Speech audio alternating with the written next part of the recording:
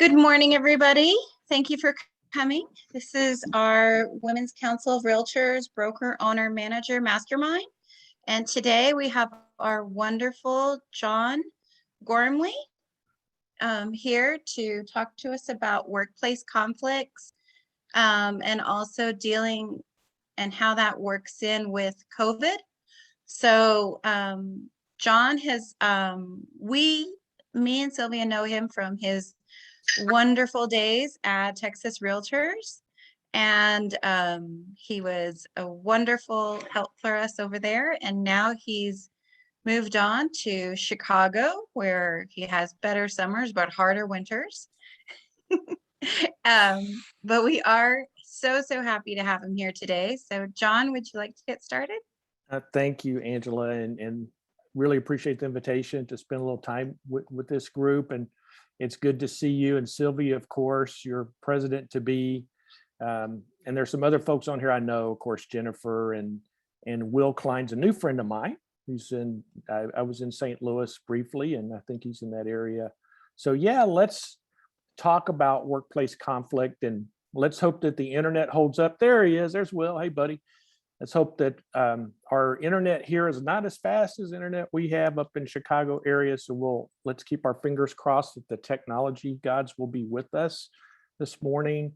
I'm going to go ahead and try to share my screen here and see if that's going to work. Okay, allow Zoom to share your screen. Sorry about this. There's always a technical thing, it seems like. And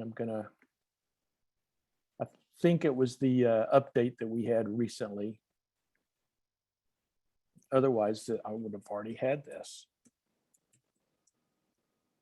Has anybody ever done the updates and then weird stuff happens afterwards? Or am I the only one? In lots of programs. Yeah, I feel like it always happens right when you get ready to do a big presentation, right? That's right when you have the upgrade, isn't that? Yeah, of course. I think you have permission to share the screen. Yeah, he does. Let's try it here. It's something with my system. Okay, here we go. I think this is gonna work. Can y'all see that? Perfect. Okay, super. So I'm gonna start this slide deck here in a second that I prepared just for you all. All right, so resolving conflict and hopefully geared toward this group, broker owners and managers.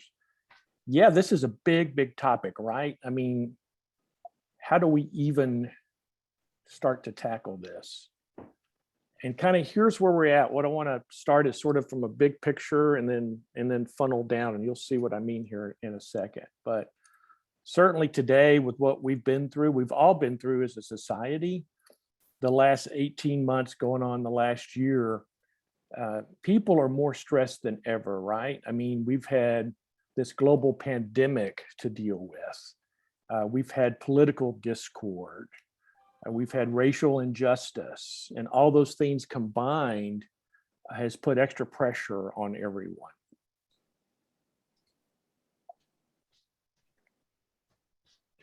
And add to this pressure, what I would call this society, all these things converging in kind of a perfect storm, then the pressures of real estate. Clients and therefore agents are more stressed than ever. And because we can feel it, right? We're working in real estate, you all as managers, broker owners, you can feel that stress come through from the client side. All been through the same thing as the rest of us. And then add on to that the real estate factors, right? So super tight inventory in just about every US market you can track. So our job as managers is to somehow keep that positivity in the face of all this negativity. And there's extra, this is a paradox, right? But there's extra pressure on us as managers and leaders to keep that positivity and show that to others who are looking to us with the answers. So given all this backdrop of kind of where we're at, how do we even tackle this big topic, resolving workplace conflicts. And when I started, when Angela asked me if I would do this, I said, sure, I've got some ideas right off the bat, but they're sort of from the big societal angle. And that's how she teed it up. And I started thinking about it a little bit more and thinking about the funnel approach. So in sales and real estate sales, we're all familiar with the funnel approach. You start at the top of the funnel, with all your sphere of influence and potential leads. You start to feed your leads into the top of that funnel from all your different marketing sources. And then as you go through that, you kind of work through and get to the middle part of that funnel where you're actually starting to work. How do you convert those leads into actual clients? And then when you get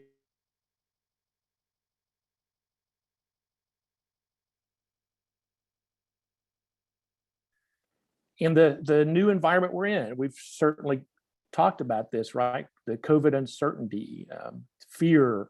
It feels like we're taking 2 steps forward and then 1 step backward. The political and racial tensions create a lot of emotion, and real estate's already emotional, especially residential real estate. So we do have these emotions that are hitting us and our clients and our families, anger and guilt and sadness, heightened worries about family and what's going to happen, with some of them. And then also these things will affect us in real estate, our clients, and our business. So that's the top of the funnel in the new environment that we're in. And moving through that, of course, the middle of the funnel and the potential impacts on real estate and the brokerage. We're thinking about on the real estate brokerage, and with this topic of workplace conflict, if there's enough conflict, if it gets too bad, then it can create some problems in the brokerage, which could eventually affect the bottom line, right? So that's pretty elementary. And we certainly don't want that. And how many of you have thought about, I'm sure you've all thought about this, how many of my people are going to survive this environment? How many of my agents are possibly going to want to get out just because of the pressures that they've been under? Maybe they've had a sick family person. Maybe they've had both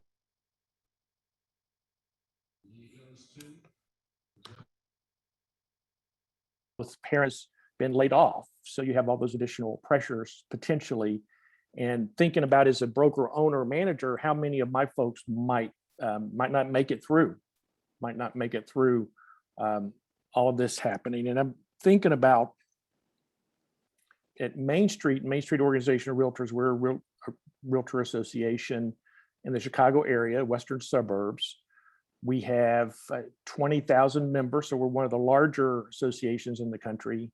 We have 30-something employees, so that's pretty lean.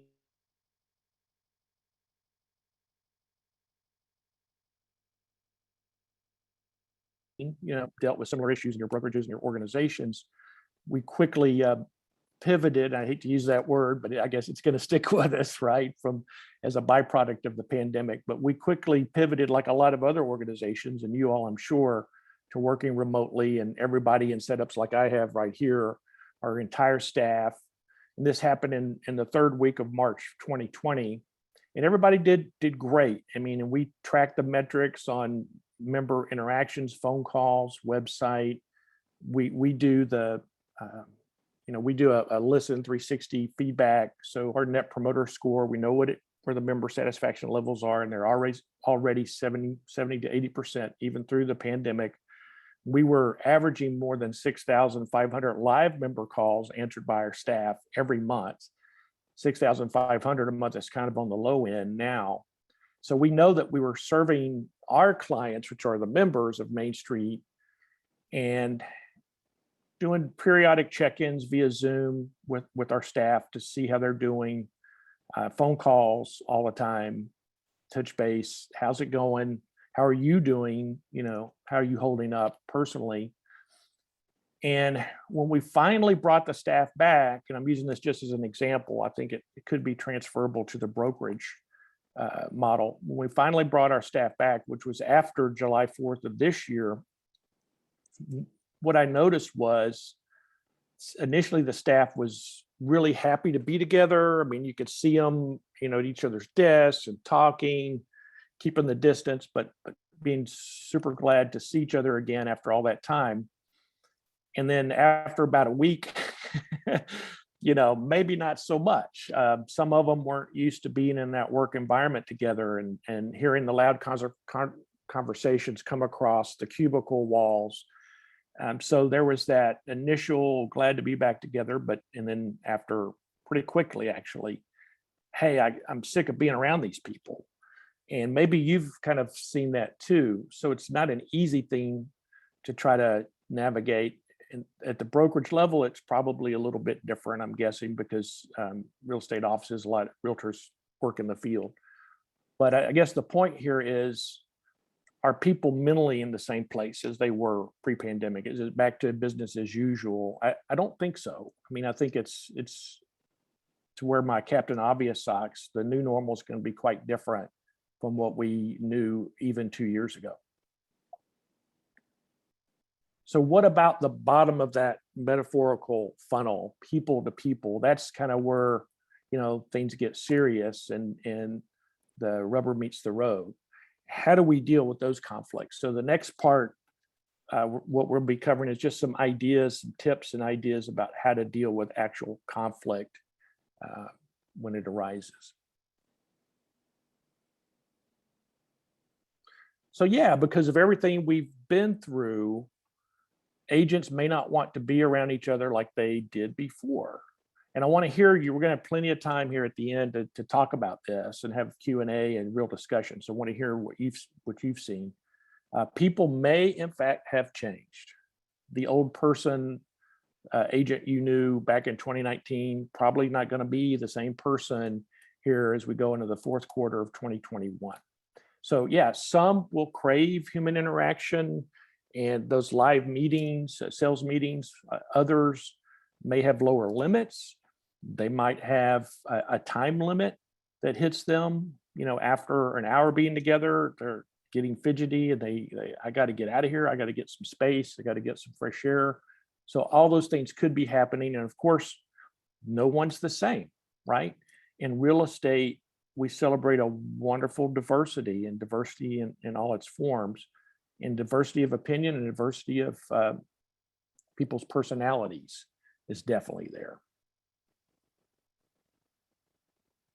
So here comes the ideas, and I had to do some research on this and look to some friends in the human resources field and also real estate, of course, to try to come up with some of these. And some of this is actually my own opinion and some of my own experiences thrown in there. So 2 of your people are not getting along. And I used to believe back in my younger days that it's better to shine the light on everything. So if there's a problem between 2 people, let's get those 2 people in the room and let's shine a light on that. Let's hit it square in the face and let's deal with it. Now they say it's better, generally speaking, although every situation is different, to at least initially talk to each person individually. And of course, the second part of that would be to explain how the negative behavior is causing a problem within the company, the team, the brokerage. And it's better to stay away from, hey, you are causing this problem, your behavior, but the negative behavior that I've observed is causing this issue. And it used to be explain how a positive change in behavior can lead to a better outcome. That's certainly true. What I would say is what's in it for them, kind of start with how a positive change would benefit them, would help them close more deals, help them with better relationships, help them in some way that's kind of appeals to their best interest. And then also the group. And then ask for, hey, what are some ways that we can start to make this better? What are your ideas? And that, of course, that suddenly gets them bought into that process where they're agreeing to because you're coming up with a potential solution together. So that's sort of the two people are butting heads. And I know we've all seen this happen. And that's assuming we want to keep those people. I'm assuming that as well. What about if you happen to have a conflict from somebody? This is theoretical because I know with this group that would not be likely to happen. But what we can do there, and I call it setting a timeout. And hey, can we find a time to talk? I really would like some time uninterrupted, which is difficult in real estate, to try to set that meeting where there's no or few conflicts of time and interruptions, and then set the context of, hey, I've noticed this. I think we might have a disconnect. I think there may be a misunderstanding between us. And if there is, maybe there's not, but if there is, I would really like the opportunity to figure out what that is and set that straight. That way, so that I can be a better manager, partner, so that we can work well together or work better together, and then talk it through, and then make a deal. Make an agreement for how we're going to come out of this working together to have a better working relationship. And I did borrow this from a friend of mine, this particular slide content, Carol Capter. Maybe some of you know Carol. She works at the National Association of Realtors downtown Chicago in the Realtor building. And she works with members and associations on HR issues. And she wrote this article, which is in the National Association of Realtors, Realtor AE magazine, that talks about these issues. And this is the most recent edition to come out, the summer 2021. Let me see if I can find this for you. You may not get this because this particular magazine is geared towards staff folks in the Realtor family. But here's her article. It's called Relationship Repair and Reset by Carol Capter. And I'm happy to share that with Olivia if you'd like, along with these slides and some other notes on that. So that's sort of some ideas of if you have a conflict with someone, which again is extremely unlikely with this group of great leaders, but if it ever were to happen, just some ideas around that. And then I think I skipped over one. Yeah. So what if you've still got a problem? And this really is from my own ideas of kind of some things that I do sometimes when I'm super stressed out. And usually for me, when I get really stressed out, it's usually people issues. It's almost never the numbers. It's almost never the metrics that we track. Again, at Main Street, we track all sorts of metrics, and we do a monthly dashboard for our board of directors. And that's a multi-page, colorful, infographic filled PDF that our senior staff and board looks at, and it just quantifies our relationship with the members. And I'm sure as broker managers, you've got your own metrics you're dealing with all the time, transaction side, closed sales, splits, all that stuff, right? Where you can see the financial health of your operation pretty easily. But what stresses you out? Because for me, again, generally it's people problems is what keeps me awake at night. Is the staff are we gonna keep all of our staff coming through COVID? Will we have to lay anyone off? How are they doing mentally? Do they need any additional support? Who's having it? And some people I know are having problems, and we're trying to help as best we can according to HR rules and everything else that we have to, risk reduction and all those things that you have. So we kind of know what the metrics are. I'm sure you do too, but the people problems are always, people are what drive organizations, and people also are human and do have issues to deal with. So what about your own stress? And again, these are just my ideas. One is to retreat to your happy place. And maybe it's a small postage-sized condo on South Congress in Austin, Texas. I also like to get out and kayak and mountain bike. Pretty easy stuff, no white water, no rocky trails, just flat and calm. And getting out in nature helps me like that. Sometimes give yourself some distance from a problem or issue, give it some time and space. And then one that's not in here that I kind of borrowed from an old TV show, Who Wants to Be a Millionaire, phone a friend. That's really helpful if you can talk to somebody that you trust, that's close to you, and about issues, and leaving names out of it, and all those things, respecting people's privacy and HIPAA, all of that.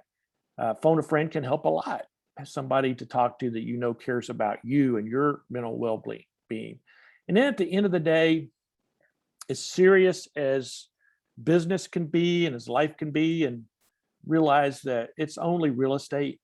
And I know folks get really into their real estate deals, and every deal is different, and clients get nervous and anxious, and a lot of that does flow down to us, right? I'm talking about us collectively as in this group.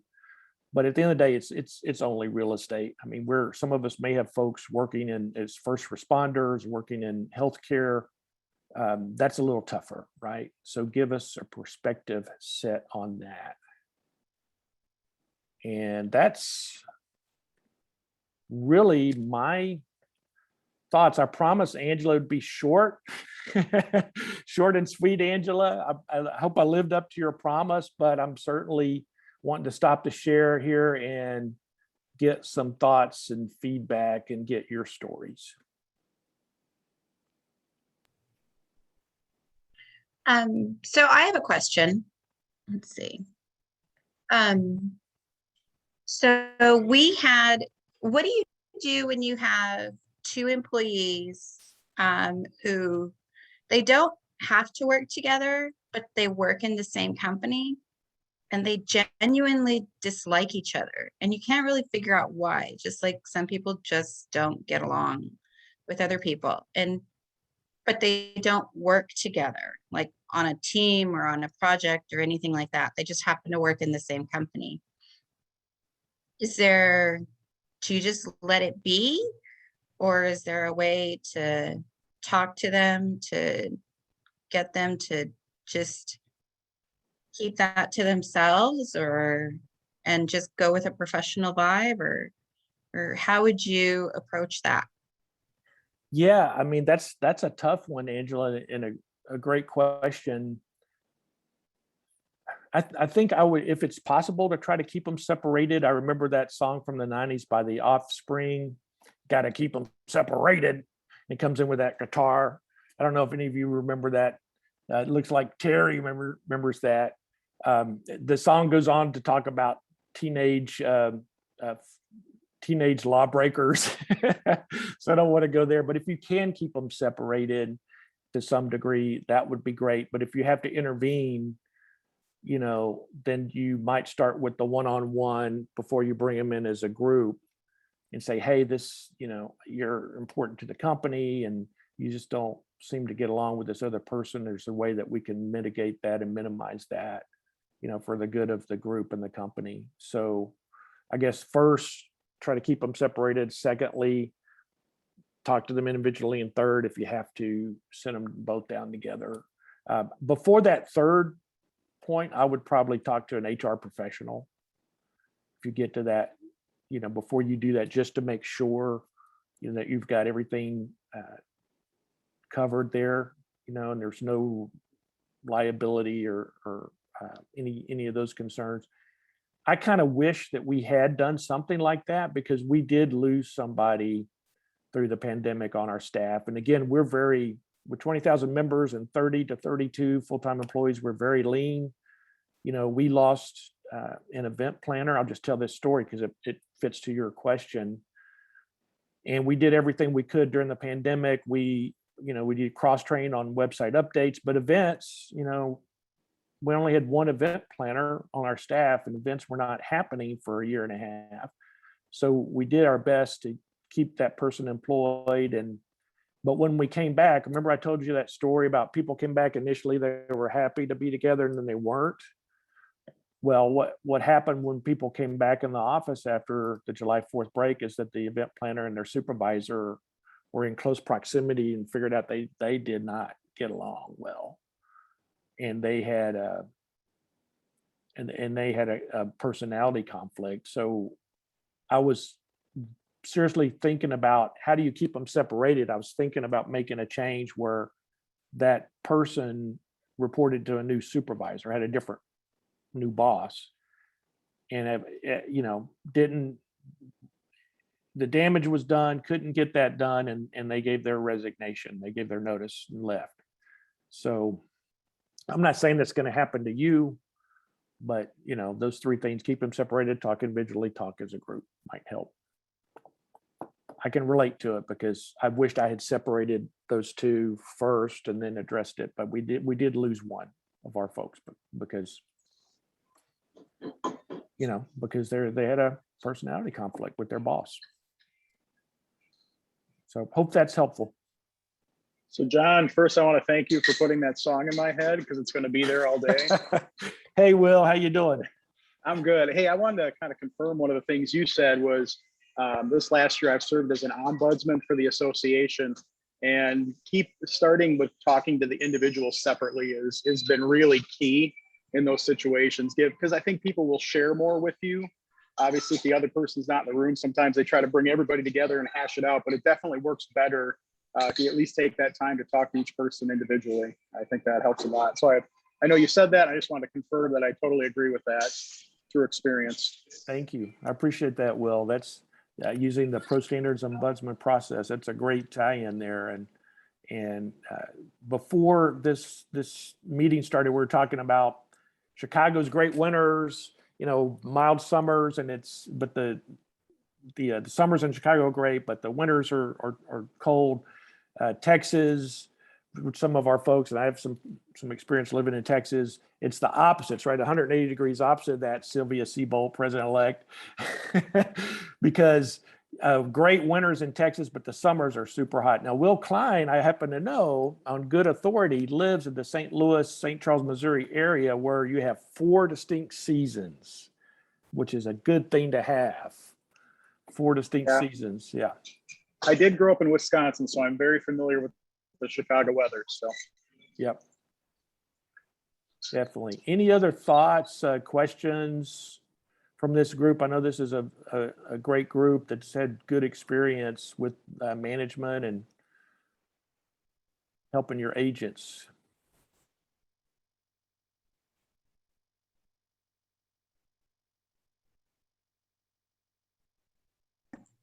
Have you ever had to fire somebody, John? Yes, and it's never ever fun. I've only really had that happen twice, and I've had 23 years in the realtor family on the staff side. Twice. There was a third time when somebody later said that I'd fired them, and I I thought that they had left of their own accord, so there sometimes can be those understanding. But yeah, it's that is never fun. And my view on it is sort of like the Japanese culture of management is it's a management failure. When you have to fire someone, this is just my personal opinion, then I do see it as a management failure. And both times I viewed it that way. How could I have done a better job to help this person succeed? What differently could I have done to make that work? So yeah, and when you do get to that point, it's important to be able to talk to an HR professional, maybe even a legal professional, to make sure.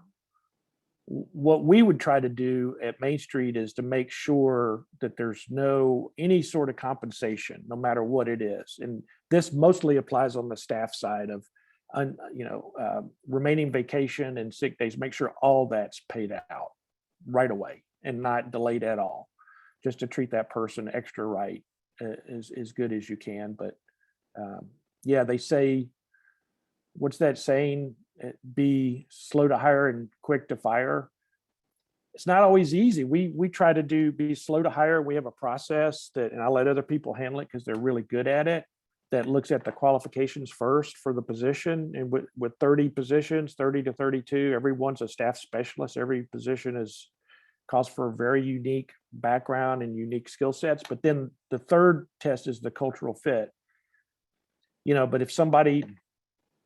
if you do have to fire someone, to me, it means it's sort of it wasn't a good fit to begin with, or they didn't realize what the job was, or we didn't realize that they weren't a good fit. But I still look at it as a management failure, but try to learn from that. What could I have done differently? What could we have done differently? So we didn't have to get to that point. So how do you approach that conversation with the person that you've got to let go?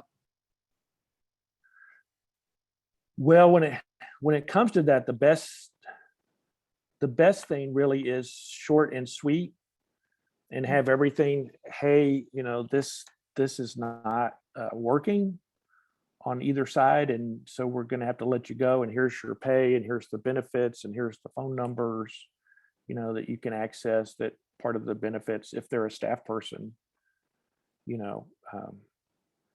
that's short and sweet is good to have it, and try to plan it where there's not a lot of people around, where there's not the walk of shame. They're walking out with their box of their stuff,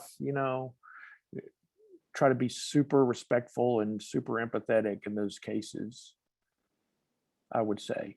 If it's an independent contractor, and I'm not a lawyer, and I'm not an HR professional, I just play one on TV sometimes. So if it's independent contractor, that could be a different story. And that's harder to ask somebody to leave when they're an independent contractor in some ways. And in that case, you could have more of an exit door. I would think you might have another referral to somewhere else that might be a better fit. Something to think about. I don't know. I'd like to get some ideas from the group on what your views are on that. But yeah.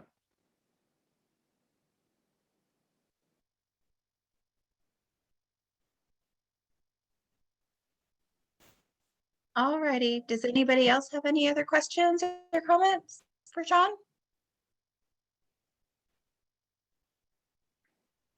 Okay. Well, Right. John, thank you so much.